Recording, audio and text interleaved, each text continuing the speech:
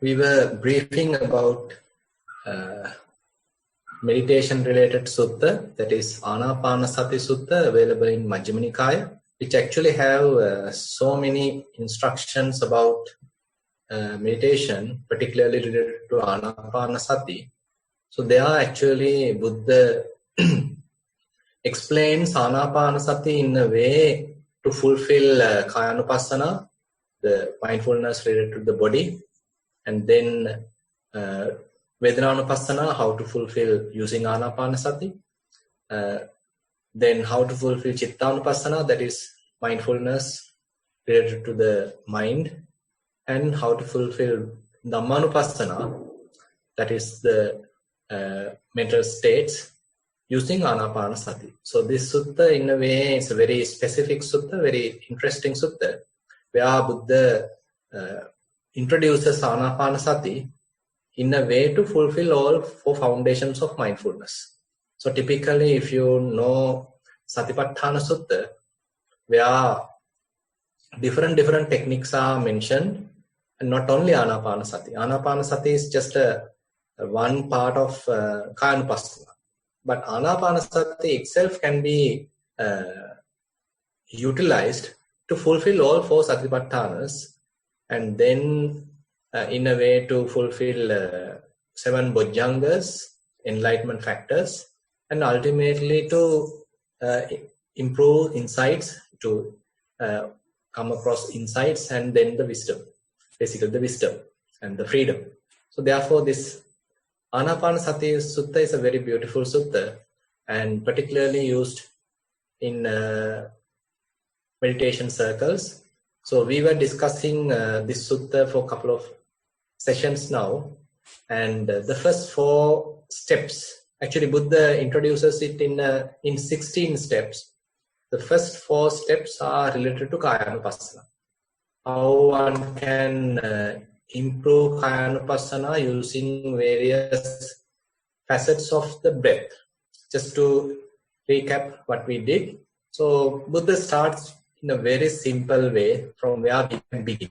He simply asks us to sit in a comfortable position and to find a suitable place, kind of a quiet place, a secluded place, free from various disturbances. And then sit in a erect position. Keep your back straight, body straight. And then establish mindfulness at the nostril. So basically this area you can keep your attention. So that is the basic instructions, basic posture related instructions. Actually adjusting your posture is extremely important, because otherwise what happens is if you are not well adjusted, if you couldn't find the best posture, then in between your session you may have to adjust your posture. That for a beginner is kind of a obstacle, because beginner wants kind of a most comfortable, most conducive environment. But in between, if you have to adjust your posture, change your posture, then you are disrupting your ongoing growth of mindfulness. Therefore, finding the best posture is key point. So that is mentioned by the Buddha. And once you sit comfortably, actually that doesn't mean that you always have to sit cross-legged and you have to maintain a sort of a lotus posture every time. If you can do it, that's the best. But even you can do it while leaning onto chair, as right now most of us are doing. And then Buddha simply asks us to establish mindfulness on breath. That's it. Say when breathing in happens, just know now breathing in going on. When breathing out happens, just know now it is the breathing out. So we are not artificially breathing. We are not forcefully breathing. So for a beginner, even finding out this balance is difficult, because the very moment we start to be aware of our breathing, it's like we are interfering breathing. We are like sort of forcing the breathing, forced breathing. So these are natural sort of obstacles, some issues that we come across at our beginning stages. It's very common to everyone. So we don't need to worry about these problems, but simply enjoy them. I mean, these are kind of a learning process. Different obstacles are there. So we slowly can overcome them. So even if you feel that you are doing sort of forced breathing, so you simply continue your practice. Later you will understand how to sort of calm down. And there are various techniques to calm down yourself and to establish a sort of normal, soothing kind of breathing. So if you feel you are really tired, after meditation you feel really tired, that indicates that you have sort of controlled your breathing. But if you simply let it happen, if you let the body to breathe naturally, then you feel comfortable at the end of the session. You feel more relaxed, more calm, more peaceful, more sort of blissful at the end of the session if you let the breathing happen naturally. And then simply Buddha says as the first step, Sato Vasa Sati, Sato Passa Sati. Just be aware, now we are breathing in. Just be aware, now we are breathing out. So it's a very ordinary process. So this is where, I mean, we don't expect any kind of miracles in meditation, any kind of extraordinary experiences. Rather, appreciate this simplicity. Appreciate this ground to earth sort of phenomena. Yeah, we are appreciating this whole living body. The breathing is a kind of a living experience which is essential for our continuation. So we are sort of allowing the body to breathe naturally, and we encourage that. We simply sort of appreciate that process. Say you can little bit add kind of a value to it, simply like I said during the guided sitting. As you're breathing in, you can feel that you are energizing yourself, you are nourishing yourself, you are getting the energy from outside, from the environment to yourself. Kind of such kind of feeling will give you some kind of sort of positive environment. And as you breathe out, it's like whatever the pressure, whatever the tension, stresses and all issues you had in your mind, you let it go. With the out breath, you are all releasing all that pressure, all that issues, tensions, whatever it is available in your mind, you are releasing. You are simply calming down. You are simply letting go. Breathing in, you are nourishing yourself. Breathing out, you are releasing all the stresses, releasing all the tensions. So likewise, you can add a little bit of value to the breathing process. So simply being aware of breathing in, breathing out. Then Buddha asks us to go for the next session, next state, that is to know sort of the distinguished characteristics in in-breath and out-breath. Whether in-breath is longer, whether out-breath is shorter, whether in-breath is cooler, out-breath is warmer, whether in-breath happens on particular nostril, out-breath happens in another nostril. So likewise, there may be slight differences. So now you are sort of collecting your mind at the nostril, and you are well aware, okay, the in-breath is happening, and maybe it is happening only on left nostril. Just I am giving an example. And maybe out-breath happens. It may happen using both nostrils. I'm just giving an example. And likewise, you can even find out these slight differences. In-breath is not exactly like out-breath. There may be slight differences. So try to recognize all these differences. So that sort of focuses your attention. So you are giving some sort of curiosity to the process. You need to sort of apply this curiosity to this whole process rather than just allowing breathing to happen. You have to add this information, sort of, you have to get this information. Is it the in-breath warmer, in-breath cooler, or is it happening in the both nostrils or only using a single nostril? If it is a single nostril, is it the left one or right one? So likewise, just be a little curious about what is really going on. But stay always at the nostril. Don't follow the breath inside and don't follow the breath outside. Your working place is at the nostril. Your kammatthana, the working place is at the nostril. And then Buddha asks us to even see the differences between two consecutive in-breaths. and 2 consecutive out breaths. Now you can understand Buddha is sort of taking us a little more sharper, little more subtler levels to refine mindfulness. So this breathing as a meditation object has the beauty where the object itself is evolving in a way to refine mindfulness, in a way to sharpen mindfulness. So you don't need to introduce a different technique to sharpen your mindfulness, but rather the breath itself will evolve in a way to sharpen mindfulness. So that's the beauty of this meditation object.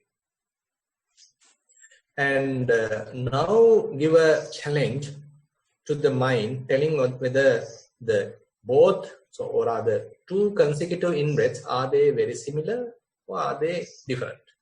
So if I am representing in-breaths using this fingers and the out-breaths using the other fingers, there may be little differences. Not all 5 fingers are similar. Likewise, all in-breaths are not exactly similar. All out-breaths are not exactly similar. There may be slight differences. Now we are sort of investigating to find out these differences. So Buddha is asking, Digang va asasanto, digang asasamiti pajanati, rasang va asasanto, rasang rasasamiti pajanati. So likewise he is telling, so you know, okay, right now there's the in-breath going on. Compared to the previous in-breath, this appears like little longer. Compared to the previous in-breath, this appears like shorter because it finished early. Then you have a little memory about previous in-breath, so you understand, okay, this is shorter than the previous one. Similar to the out-breath.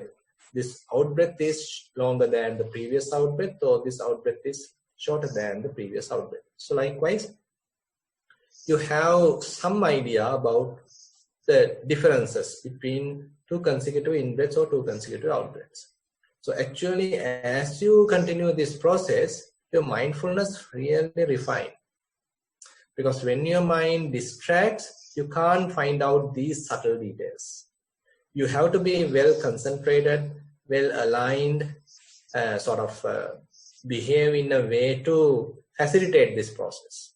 So therefore, in the next stage, Buddha categorically asks us to restrain ourselves. Don't move your head, don't move your body, don't change the posture. Just keep your attention at the nostril. Don't keep any doubts. Now the mind is going to further refine. Mindfulness is going to further refine, sharpen. So Buddha asks us to restrain ourselves, just to facilitate this process. Sabbakaya patisangvedi asisamiti sikkati. The term sikkati particularly emphasize that we need to restrain ourselves. We need to support this ongoing process. We should not have any doubts or any kind of disturbing processes going on. Rather, we need to allow the process to happen in a very natural way. At the same time, we are facilitating this whole process. Now he is asking to see whether the in-breath, how this in-breath begins. Is it immediately jumps like a spike, or is it slowly increasing like a bell curve? So typically that is the nature. So it's like a bell curve where in-breath begins in a very slow fashion. Very slowly it's increasing. Then it is reaching some kind of a threshold. We can actually feel that area, the middle part, and then it's disappearing. That is the waxing part. That is the disappearing part. That is the end. And at after the end, it is not immediately that we begin the out-breath, but there's a little pause, little gap. That also we can feel. And then the out-breath also begins very slowly. Then it is increasing. That means the intensity increases. We feel it properly. That's the middle part of the out-breath. And then again it starts to disappear. It starts to fade away. And that is the end of the out-breath. And then the next in-breath also not immediately starts, but there's a little gap, little pause. Now after that gap, then we can feel the next in-breath begins. So if you are able to maintain your attention throughout this whole process, throughout this whole cycle, that means you have totally given up the whole world. Not only yourself, just everything you have to give up and simply be content with the breath. So this is the kind of a beauty where, it is not necessary to hold all the problems and the issues, all news and all these so many, garbage in our mind. Simply you can keep them aside for a while, at least for 10-15 minutes, and you enjoy this whole process. So and more you do this, and you will understand what a kind of a release. As all this time I was holding all these issues in my mind, maybe a lot of problems in your family, a lot of issues at your office, maybe health issues around the world, a lot of threats, economy problems, and so many problems. But at the moment, you're keeping all of them aside, and just be aware of the breath. Don't think we are trying to escape from the world. We are trying to strengthen our mind to really face the world in the future. So here is a kind of a training. We are strengthening the spiritual qualities in order to tackle various issues maybe we ourselves may go through, and we also get through the environment, through the outside, that also we can tackle when our spiritual qualities, which our mental qualities are very strong. So therefore, don't think that we are trying to escape from the world. Rather, we are now trying to train our mind to cope with these all issues. Now, for the time being, therefore, anyway, just let go all the problems, all the issues, and come back to yourself. And just be with the breath. And enjoying the breath. As I said, as it breathes in, so we feel like we are nourishing ourselves. As breathing out, it's like we are releasing all the stresses. We are releasing all the tensions. And slowly we know this is the beginning of the in-breath, this is the middle, this is the end. So this is a little gap. This is the beginning of the out-breath, this is the middle, this is the end. That's a gap. The beginning of the in-breath, this is the middle, this is the end. This is the gap.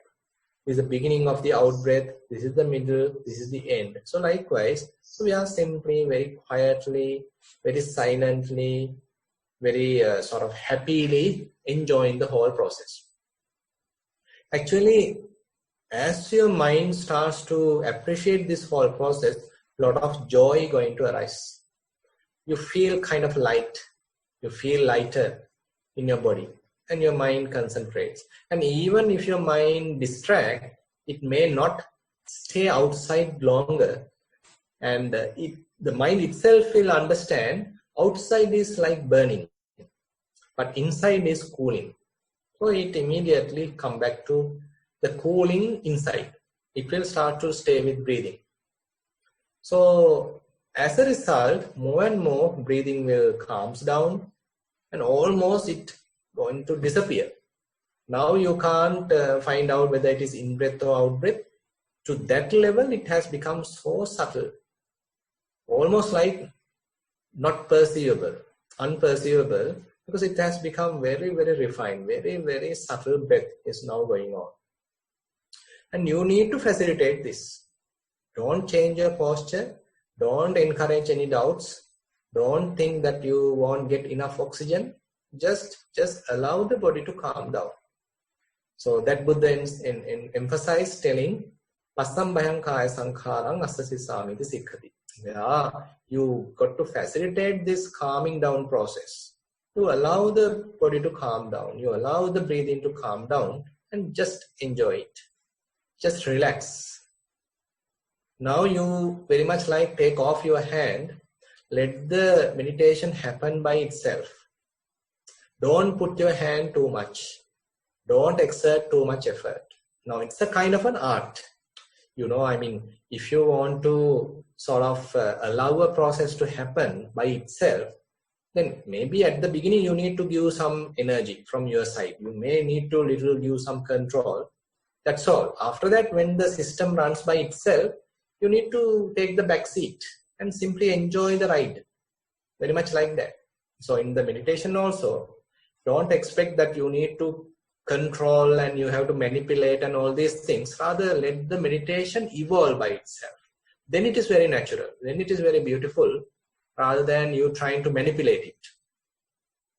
And at this stage, then the whole process sort of blossoms. Kind of a calming down happens. The body feel very tranquil. The whole mind feel tranquil. The body feel sort of lighter. And each breath gives you a lot of happiness, kind of a joy. And all these things are possible. And the next stage is where you feel a lot of rapture. Yeah, sort of happy feelings may sort of even overwhelm the whole body. That is also possible. I mean, there may be slight happiness, slight enjoyment can happen. Like sort of time to time, sort of goosebumps can happen on your body. Kind of massaging kind of feelings can happen. Or sort of whole body feels like you are sort of submerged on water, or sort of have kind of pleasurable feelings pervading all around yourself. All these things are possible, and different levels of happiness, different levels of pleasurable feelings are there, and these things can happen. Actually, we are not creating them. Don't expect to create them. And while we are going through them, don't expect them. If you expect, they won't happen. Now, the beauty of Buddha's teaching is, if you are craving for something, it won't happen. But more you let go, things will happen. So that's the beauty. So therefore, the whole process is a kind of a letting go process. So you allow things to happen. You take the back seat and enjoy. You take the back seat and allow the meditation to take you on the journey. And at that time, the beautiful balance is there. Then this all beautiful feelings, pleasurable feelings can appear. Like, as I said, kind of massaging kind of experiences, sort of various happy feelings, kind of waves coming and going, kind of all pervading type of pleasure. Different things are there. So such possibilities are there. I am giving different experiences just to give you an idea, and for you, different experiences are possible. And in one session, one type of experience is possible. In another session, another type of experience is possible. And this stage, Buddha says, Piti patisangvedi asasi samiti sikkati, Piti patisangvedi asasi samiti sikkati.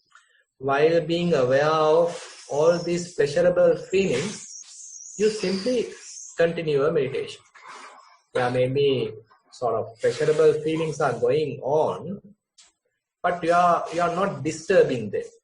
You are not trying to stop them. You are not trying to control them. And you are not sort of greedily attached to them either. But rather you allow them to happen. You simply on the back seat. You allow the driver to take you for a journey. You simply being in the back seat and enjoy the whole journey. That's it. If you are trying to put your hand, you are disturbing the process. So simply enjoy. So various pleasurable feelings are going on. You are simply aware of them. Don't attach to them. Don't refuse them. Don't think that you are not deserving them. You really deserve them. And if they are not happening, don't expect them either. Because if there are no sort of pleasurable feelings, what is mostly available are the neutral feelings. They are really calm down. Your mind is in a kind of a balance, not going up and down, but rather in the middle. So keeping your mind in the middle is not a harm. That is where we actually ultimately, mostly we are going to reach. Say the pleasurable feelings are temporary. Actually, that is enjoyable and encouraging for a beginner. But don't expect them to happen every day. And more you mature your practice, so these pleasurable feelings even disappear. And most of the time, your practice will end up in the neutral field. So that is the region where the wisdom going to grow. So therefore, don't expect everybody that I every day have to feel all these pleasurable feelings. It is not. But the typical growth in meditation will happen in this way, where once the mind calms down and when breath disappears almost, then these kind of pleasurable feelings can happen. And when they happen, we are not attached to them and we are not rejecting them. We're simply being aware that they are pleasurable feelings. They are not mine, they are not me, they are not myself, but they are simply pleasurable feelings. So this is the fifth stage of Anapanasati Sutta, where Buddha explains it in 16 stages. So this is the fifth stage, where the whole body and mind is going through various feelings and we are simply allowing it to happen. We take the back seat and observe them. We take the back seat and understand they happen and they are pleasurable feelings. They are painful feelings. They are neutral feelings. So therefore, understanding these different types of feelings is under the category of Vedananupassana. In Vedananupassana, Buddha asks us to see Vedanasu Vedananupassi Vihirati. The yogi is aware of various types of feeling tones. So when happy feelings are happening, he knows now is a happy feeling. When there's a painful feeling happens, he knows it's a painful feeling. When there's a neutral feeling happens, it's a neutral feeling. So likewise, he is very much disengaged from the process. He looks at different types of feelings without any kind of an attachment, without any kind of considering them as me or mine. But they are pleasurable feelings, they are painful feelings, they are neutral feelings. So one understands feeling as feelings. That's it. Yeah, they are not yours. They are not someone else's. They happen due to various causes and conditions. And you allow them to happen, and you simply, like an outsider, you simply observe. And you are not disturbed in the process either. You are not neglecting any of these. You are not trying to escape from them. You're simply being aware of any of these and just enjoying them. And when the painful feeling happens, when you are simply enduring them. So likewise, either you enjoy or simply endure without attached to them, without rejecting them. So this is the fifth stage in Anapanasati Sutta. Buddha explains Anapanasati in a way to develop 4 foundations of mindfulness. So with that, actually I conclude today's sermon, or what to say, kind of the teaching.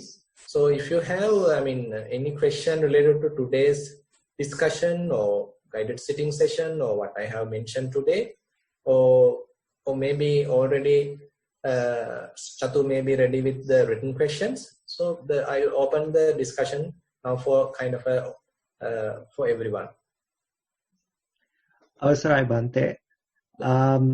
Because I think we've actually received a lot of new people, maybe double the amount we usually have. So I'll just do a quick refresher for everyone. So there's a couple of ways you can submit questions. You can raise your hand and you can speak directly, or you can send me a message and I can read it out, or you can do it very anonymously and you can submit, I'll put a link up on the chat and that'll come through to me. So we've received already 5 questions, so I'll get started with that. Question number 1, mindful walking. Bhante, in my walking practice this week, I have noticed there's more to observing walking than how the foot lands. Please correct me if noting this is not useful.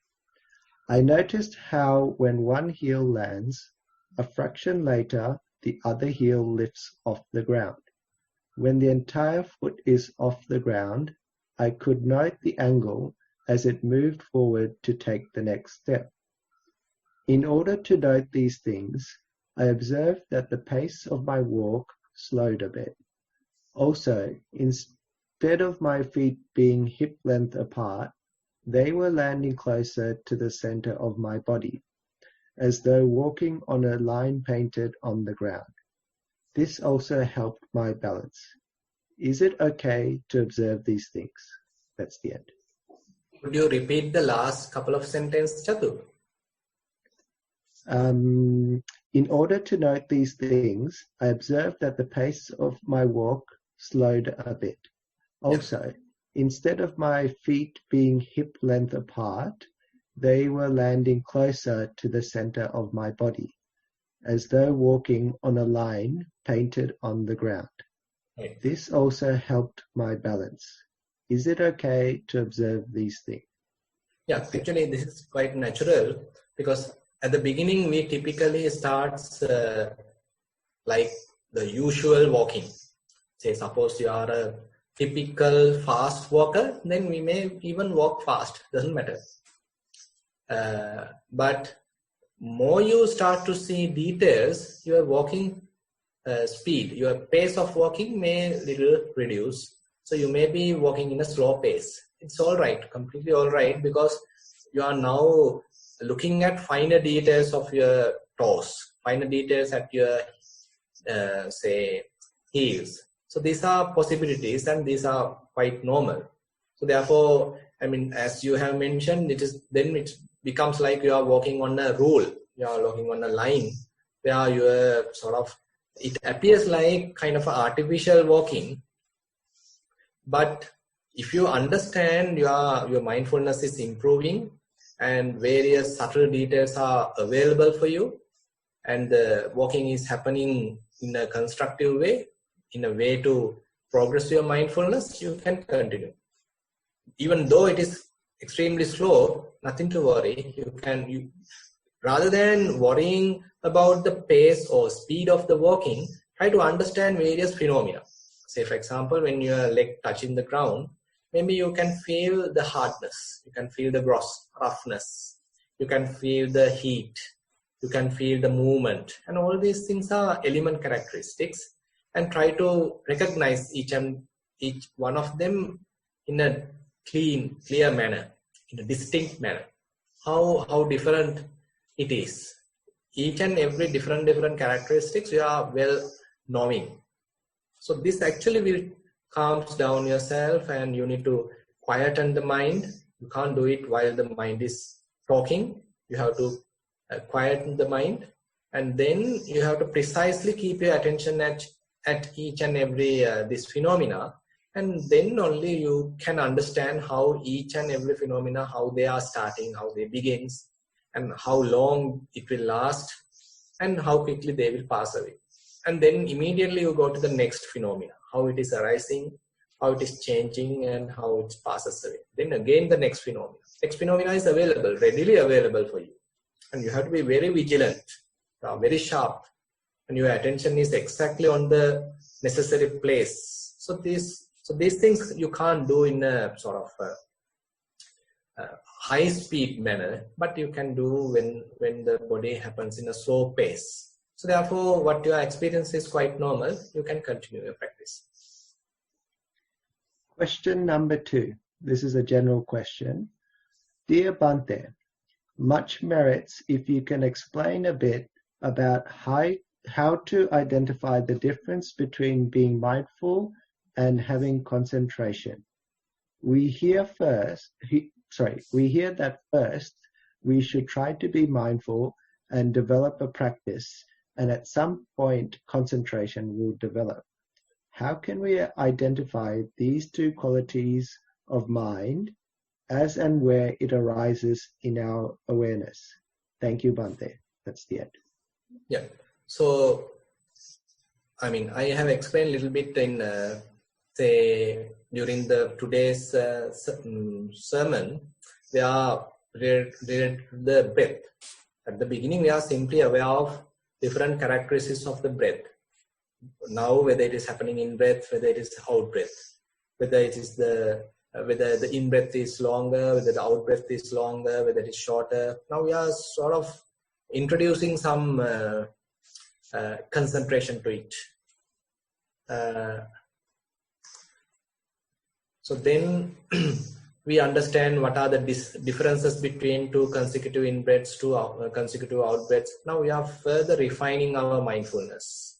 And then we understand whether this is the beginning of the in-breath, this is the middle, this is the end. There's a gap.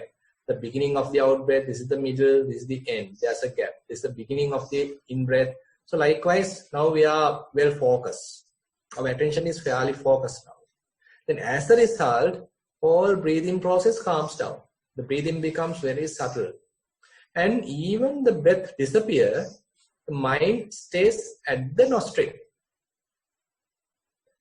And this is where we can say now mind has concentrated, fairly concentrated at the nostril. Assume that your mind is kind of an energy. It's almost scattered everywhere. So this breathing process helps us to sort of collect that sort of dissipated energy to one place. So in order to do this, we have used various exercises. So this whole breathing is kind of a tool to accumulate this scattered energy. Now the whole energy, the mental energy is very much collected at the nostril.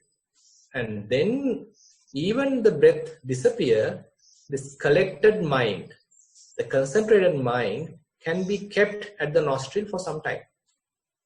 So it's again a challenge. I mean, when breath disappears, is it possible for us to maintain our attention at the nostril? At the beginning, it's difficult because the mind requires kind of a gross object to maintain its attention.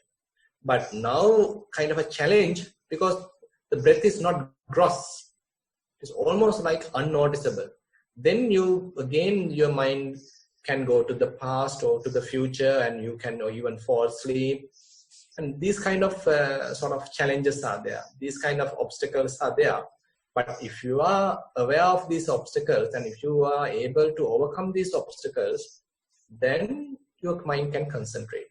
And now what you need to understand is, now even with a very slight object, very refined object, your mind is well concentrated at the nostril. And there's a difference. And you can simply stay like that for some time. Say 15 minutes, you can simply keep your attention at the nostril. That's it. Your mind does not like to go out. Typically at the beginning, mind does not like to stay here because it's utterly boring. There is no happiness, no pleasure, utterly boring. You feel you are nodding, you are feeling sleepy, and all these issues are there. But when the mind concentrates, it doesn't like to go out. So you can understand the difference. Beginning, it doesn't like to stay here. It likes to go out. But when mind concentrates, then mind likes to stay here without going out. Even if it go out, it quickly comes back to nostril. It quickly comes back to breath. So this is where we can understand, okay, now mind has fairly collected, fairly concentrated. So then we can understand, okay, there's a quality of mind called concentration, called the collectedness, kind of one-pointedness. So this actually indicates the samadhi, the concentration, the concentrated mind, the collected mind. So the nature is where you can locate it, you can point it to the place where you want. Yeah. Question number 3. This is sitting mindfulness. Dear Bhante, today, as I was doing my sitting mindfulness, I tried to practice what you talked about last week. My breath was very refined and I could almost not feel my breath or my body. I felt like I was going into a space which was very calm and peaceful. I started to get anxious and scared because I could not feel anything. But I told myself it will be okay, and I just kept observing. Normally, when I get scared, I can feel my heartbeat. But I could not feel that. Instead, I felt a tightened chest. I kept observing, and eventually I felt my breath again. I kept going into states of very refined breath, and then back to gross breath. My entire session today was this process. I could, however, still hear cars going outside, noises inside the house, etc. My body, however, just felt like one big mass. Today, I did not feel the boredom I normally feel when my breath gets refined. Thank you, Bhante, for your guidance. That's the end. Yeah, so basically now mind is started to calms down, mind has started to collect. So therefore, allow this to happen again and again. Now this is just the beginning. You need to facilitate this process next time as well. Next time, go prepared. Now say if you expect too much, that itself can become a hindrance. So you simply allow the process, allow things to happen. And when it is happening, you got to facilitate it.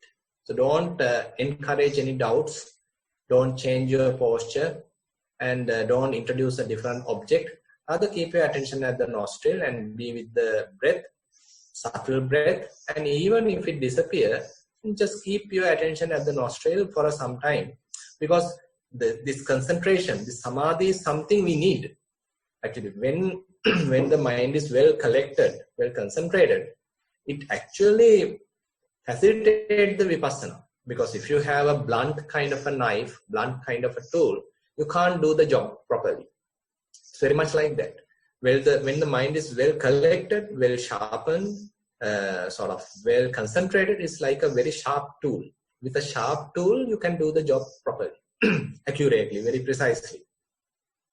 Similarly, we need to sharpen the mindfulness. We need to sharpen the concentration, and this is what it is happening. So, and continue your practice, and more you got to familiarize.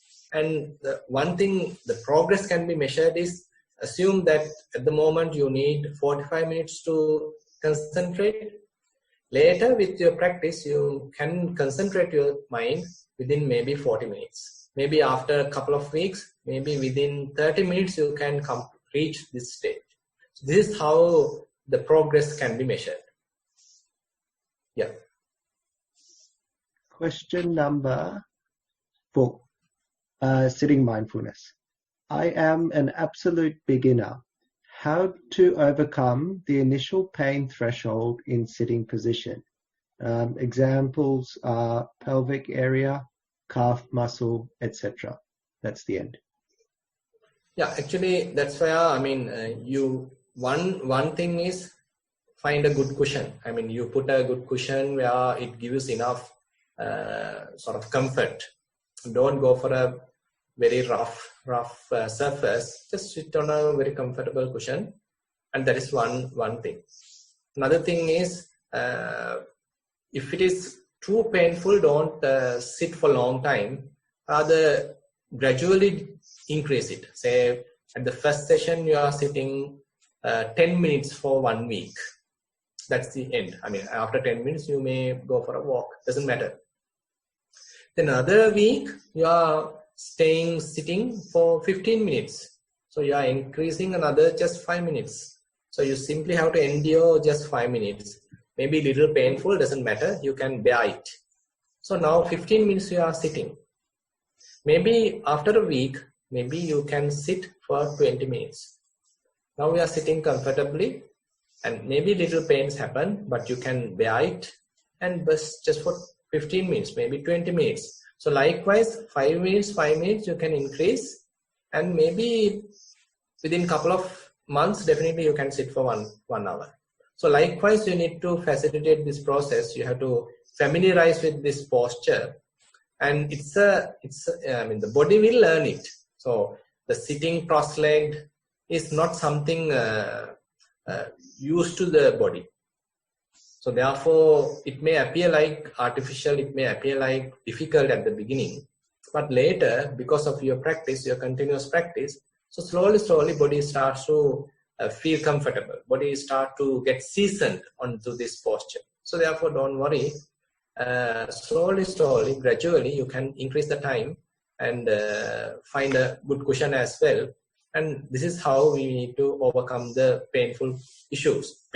And on the other thing is, now, if you understand at any particular time that the concentration is now growing, the mindfulness is well established, and you should not change the pose, you should not get up right now, then you do a little adjustment to your posture and continue your practice.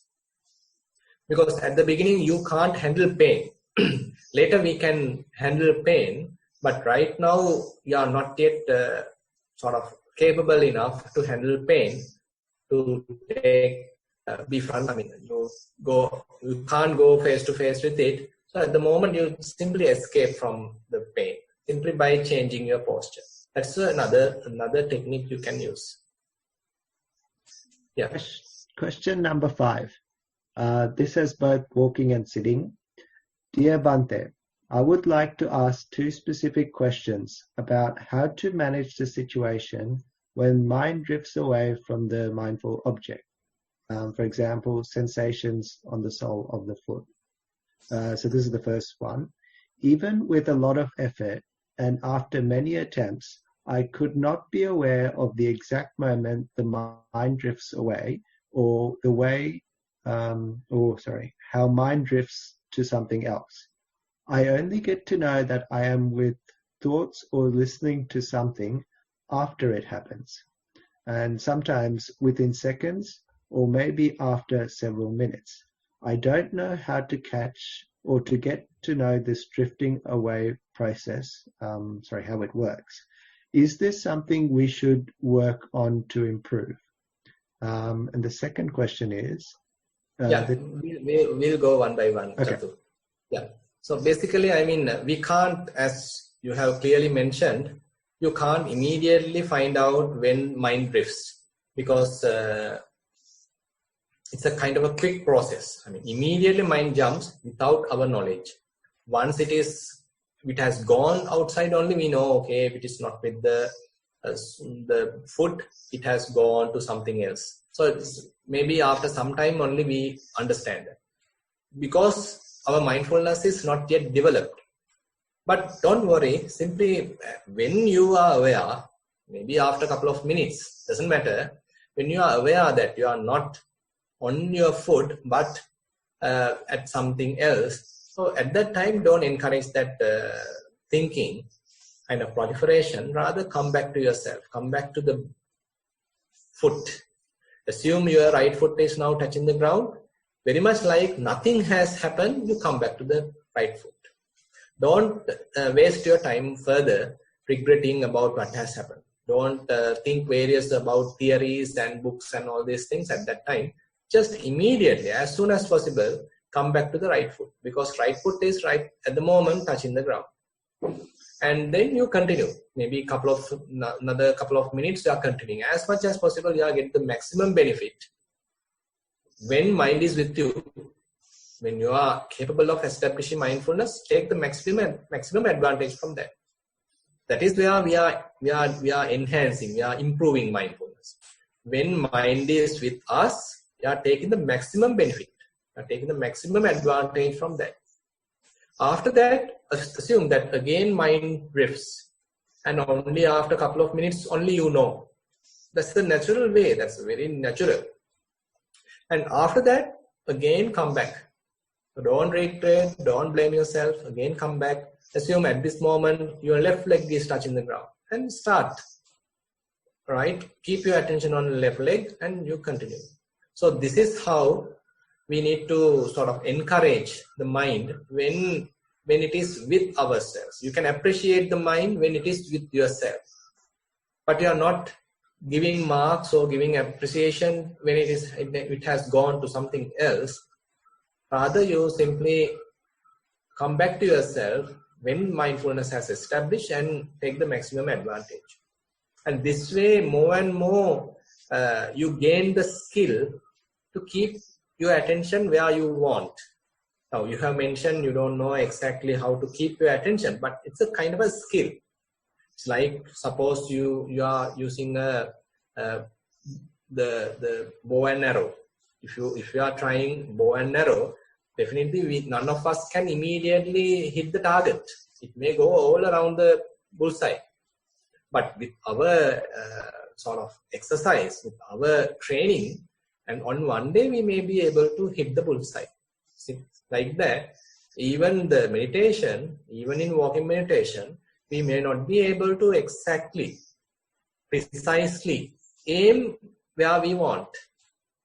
But with time, with our practice, we will gain that skill. So you simply continue. All these skills will be slowly developed. So this is the second part. The technique I use to bring the mind back is to check if I am aware of the sensations of the sole of the foot. If I do it with a lot of vigilance and effort, I observe the mind snaps back immediately and stays with the walking process. If I do it gently, I observe the mind comes back as drifting and slowly comes back and settles with the walking process. Synchronizing with the walking process. Is it beneficial to observe how the distracted mind comes back and the return process? Lots of merit for your guidance and insights, Bande. That's the end.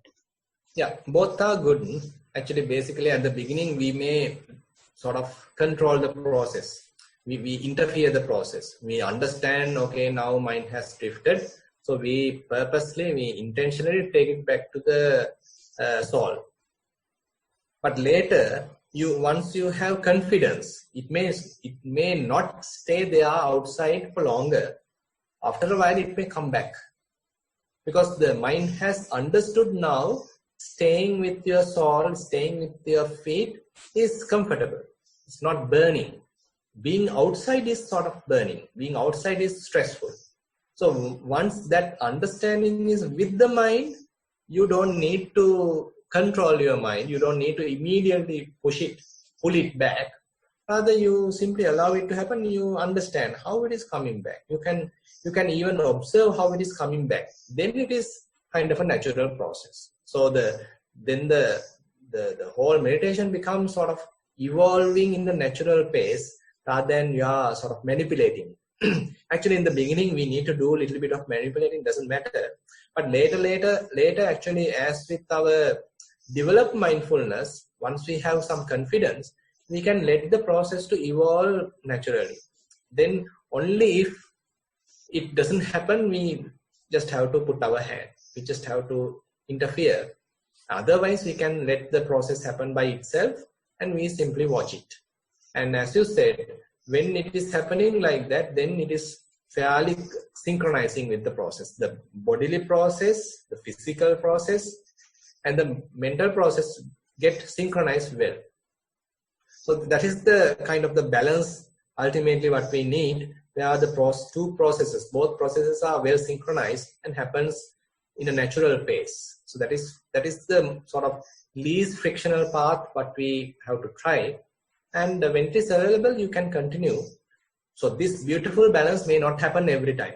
When it's happening, you can encourage that. Question number 6 is a general question. How does meditation help with concentration and focusing in terms of studying? Does it help to release stress and focus on tasks? That's the end. Yeah, definitely. Now, say for example, while you are studying, suppose you are reading a book and you want to memorize the content. Assume like that. And now suppose you are reading a couple of lines. And after reading a couple of lines, assume that your mind thinks about the past. Some incident happened at your college and various, say, arguments and all these things. Now the mind is not with the book, but with that past memory. And assume that you were thinking about that for 5 minutes. And after that, again, you say forcefully taking your attention back to the book. Again, you read. Now you have forgotten what is the content of what you have read. Now you are again reading. Okay, couple of lines, another couple of lines. Again, it is taking back to the past. Maybe another couple of minutes you are spending ruminating. Again, you come back to the book. What do you think? Is this kind of studying effective or this mostly we are very much like not studying? Yeah, even though the book is in front of you, you are not really reading it. Your mind is with something else. So the mindfulness helps us to just to keep your attention more and more with the book, more and more with the content what we are reading. And you are well focused. Your attention is totally with it.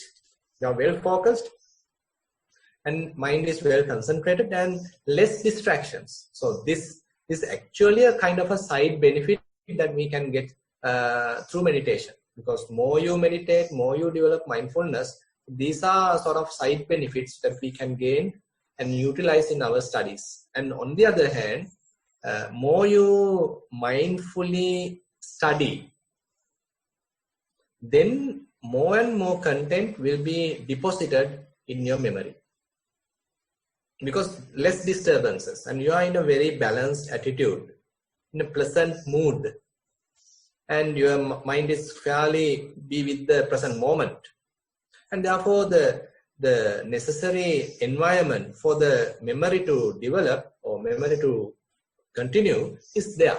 So the more and more information, if you want to memorize, so readily you can memorize. You can simply deposit. You can simply write to your memory.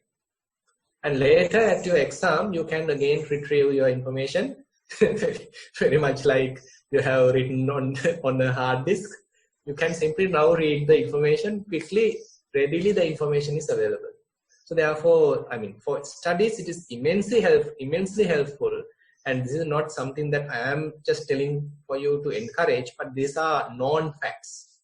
And just to give you some examples, in Nissarana Vanaya, I mean, respected Bante started this in 2016.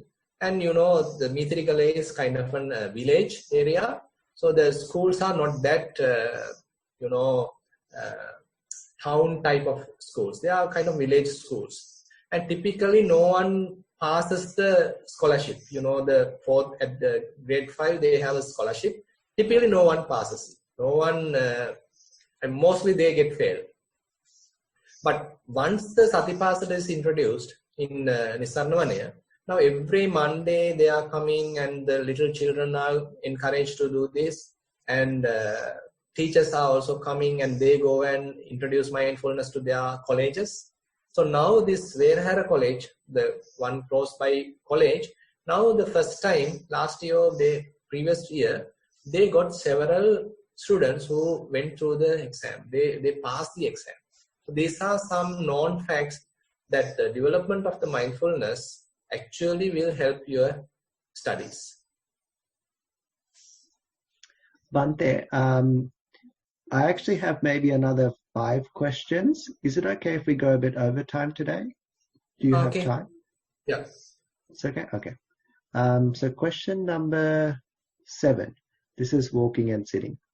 Venerable Bante, during my sitting and walking practices, I have been getting some questions arising in my mind, which sometimes confuse me, sometimes make me uncomfortable, and other times I can't let go, and I think it gets in the way of my practice. Some of the examples are as follows.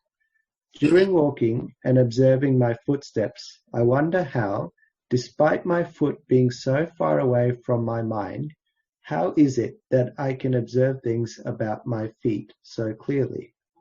And the second one is, sitting...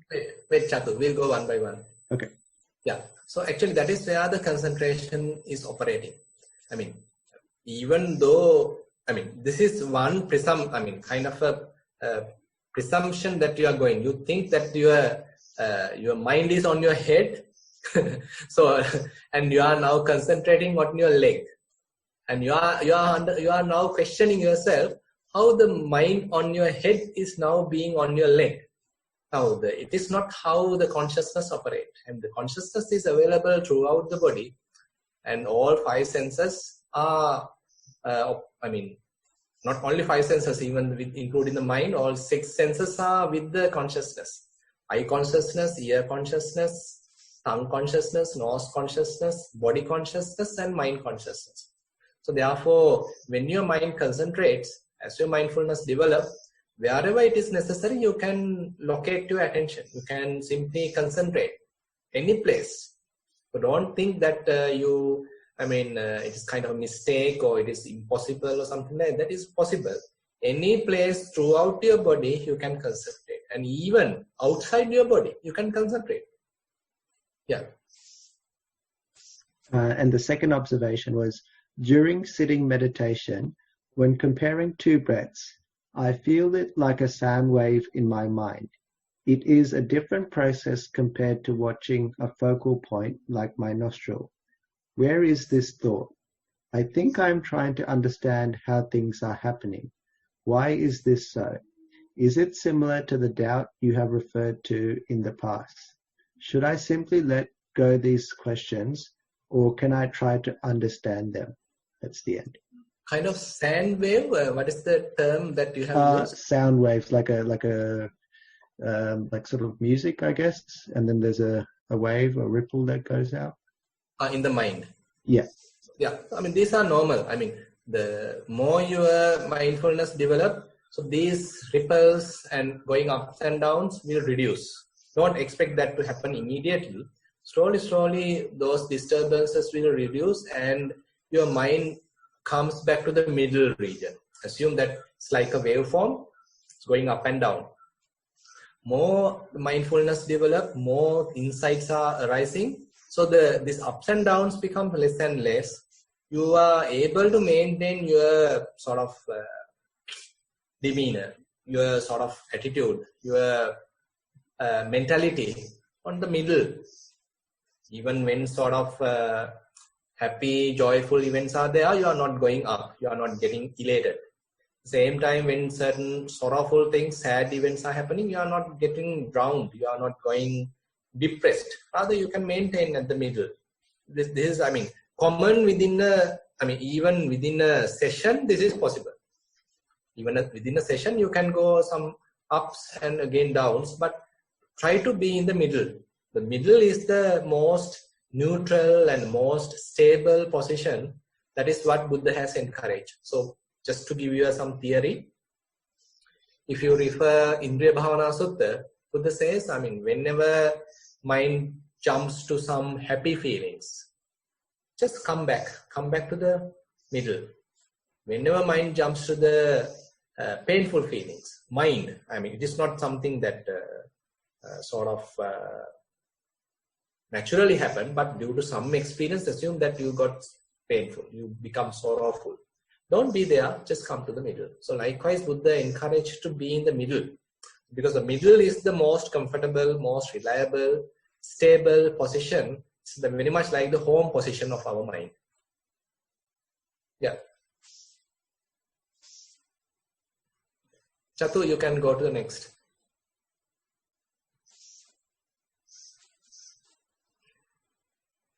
He has muted. Chatu, Sorry, apologize. Question number 8. Venerable Bhante, in your discussions, you have been talking about progression with regards to observation of the breath. Is there a similar progression for development in walking meditation? That's the end. Yeah, true. That is also there.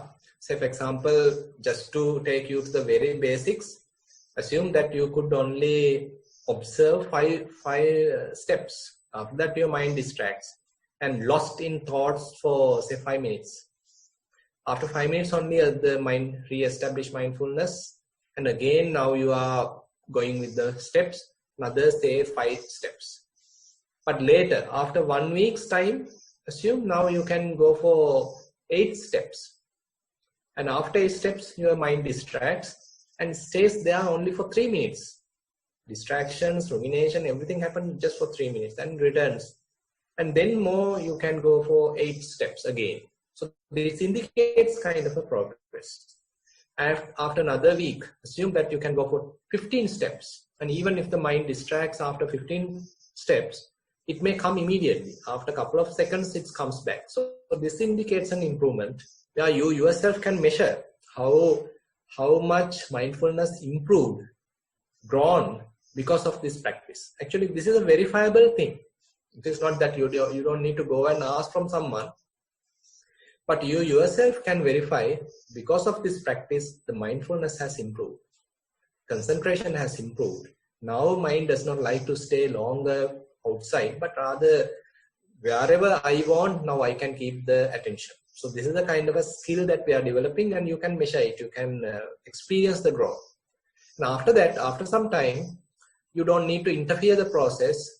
As I said in a previous answer, So the mental process and the bodily process are well synchronized.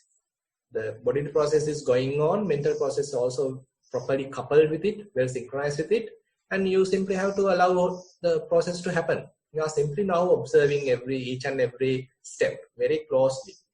You are finding out more and more subtle details. Now the mindfulness has further improved, and this is another stage. So likewise, you can measure your progress, even in walking meditation.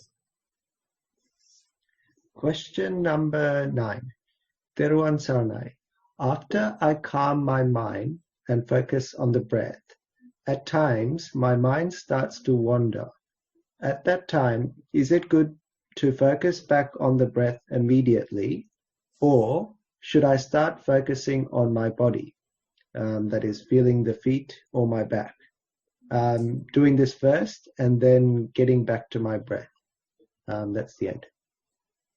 Yeah, both are all right. Actually, coming back to the body also helps you to calm down to earth yourself, and then slowly refine. You can keep your attention back to the breath. So it's a kind of a refining your attention, kind of fine-tuning your attention. But if you think that once your mind distracted, immediately it's coming to breath is difficult, you can come to the body, because body is kind of a large object where you can kind of an area where you can sort of capture your attention. And once you are established on your body, you can slowly refine your mindfulness by keeping your attention on breath. So that may be the most easiest approach.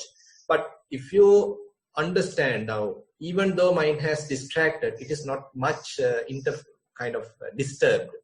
It has able to maintain its concentration. If so, you can immediately come back to breath, because no much harm has happened because of the distraction. Therefore, you can immediately come back to the breath. Question 10.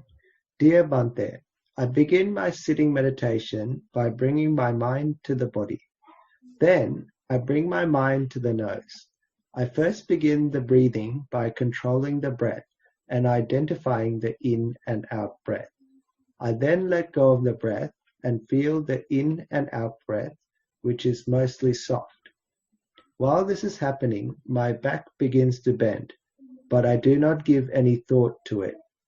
After some time, the breath becomes soft and softer until it becomes non-existent, or very non-existent. There is a brief moment where nothing happens while my mind is at the nostril. My body then starts to get chaotic and then tries to find the breath by breathing harder and harder. But as I look at the breath, despite the body being chaotic, the breath is non-existent. After a while, my breath comes back to my body and I feel the breath again, and I stop my meditation. Thank you, Bhante, for your venerable advice. That's the end. Yeah, actually, if you can avoid any kind of chaotic experience on your body, if you are making it purposely, you simply have to avoid that. So that is where Buddha emphasized by introducing the term sikkati. Sikkati means we got to train ourselves. It's a kind of a training. Don't expect everything to happen within a day. It may not happen. It may take some time. It's a kind of a training, and it may take some time, and you can give time. Don't be in a hurry. Simply take your time, and when breath calms down, and next time you go prepared, because you understand, okay, after 20 minutes, after 30 minutes, okay, the breath calms down, breath almost disappears. And last time I got panicked when it was happening. But now I know this is going to happen, and I don't need to worry about it, and I am not going to force breathe this time. I'm just keeping the mind as it is. This is a kind of a training. I am now restraining myself. After the whole session reaches 30 minutes, okay, now breath has disappeared. Now I am restraining myself not to force breathe, not to change the posture, not to make any adjustments, but rather simply allowing things to happen as it is. It's a kind of a restrainment. Therefore, continue your practice couple of sessions again and again. So you can, with your practice or continuous practice, you can overcome this problem and try to understand what is the necessary amount of energy you need. I mean, as I mentioned, we need to adjust the energy. If you are not adjusting energy, then you can't run fast. Say, for example, when we are driving, so on a lower gear, we may be spending a lot of energy on a lot of fuel.